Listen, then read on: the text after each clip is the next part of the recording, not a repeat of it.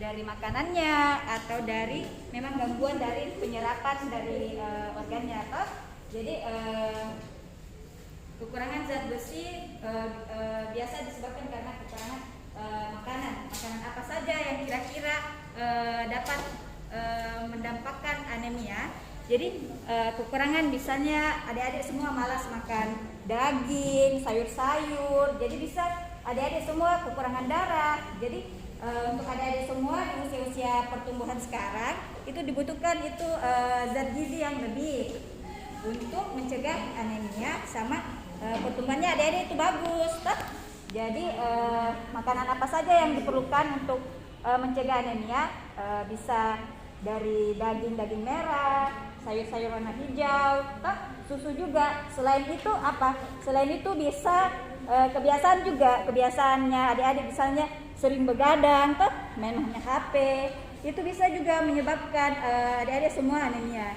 Jadi gejalanya apa? Gejalanya itu gampang, 5L, ingat saja, lemah, letih, lesu, lunglai, sama lelah. Jadi kalau misalnya adik-adik semua lihat temannya tuh masih pagi-pagi sudah, kenapa kayak lemas sekali, toh? Kita lihat juga bibirnya pucat atau matanya, toh? Sama dia bilang dia pusing, toh? Matanya berkunang-kunang, itu semua gejala dari kekurangan darah. Jadi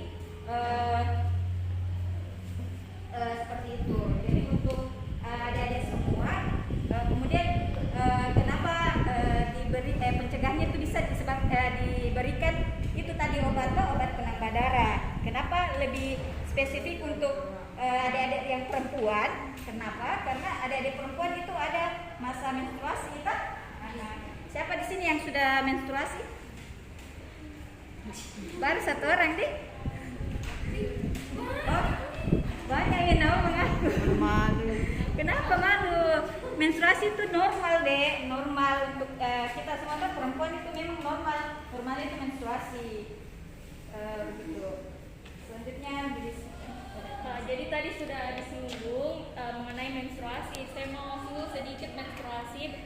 Jadi kalau adik-adik menstruasi itu kalian juga cek-cek kalian cek-cek banyaknya darahnya, jangan sampai berlebih. Kalau misalnya berlebih, itu kalian periksakan coba ke dokter. Nah, ada juga biasa yang nyeri sekali itu juga yang pertanda ada penyakit. Kalian harus periksakan ke dokter.